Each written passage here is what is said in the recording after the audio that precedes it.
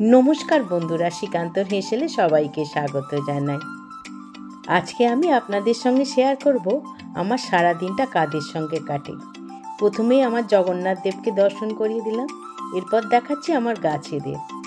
এই সমস্ত গাছ আমি হাতে করে বসিয়েছি, ফুল ফোটানোর চেষ্টা করছি। তবে আমার কর্তার খুব গাছের শখ ছিল, তিনি বহু গাছ বসিয়ে গেছেন।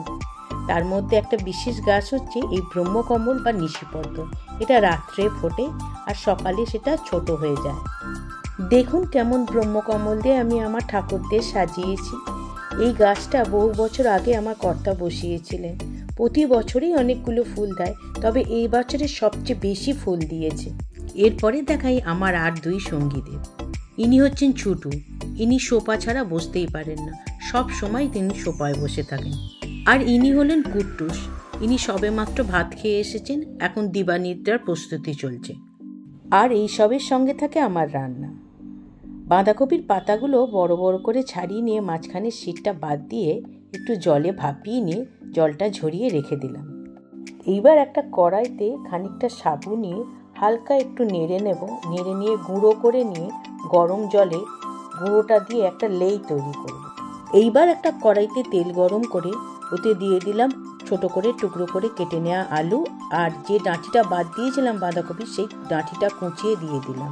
আর দিলাম নুন, তারপর কাঁচা লঙ্কা, তারপর পনিরের ছোট ছোট টুকরো আর মরিচ গুঁড়ো। ভালো করে নেড়ে পুরটা তৈরি করে নিলাম।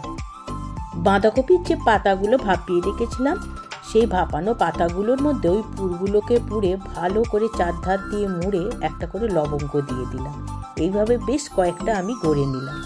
একাদশীর উপোসে অনেকেই লুচি পরোটা খান না, তারা এই রেসিপিটা করে দেখতে পারেন।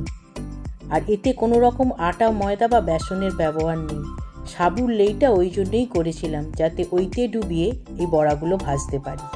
বড়াগুলোকে এপিট ওপিট করে ভেজে তুলে নিলাম। ব্যাস তৈরি হয়ে গেল আমার একাদশীর একটা পদ। চলুন তাহলে বন্ধুরা, আজ ভিডিওটা এখানেই শেষ করি।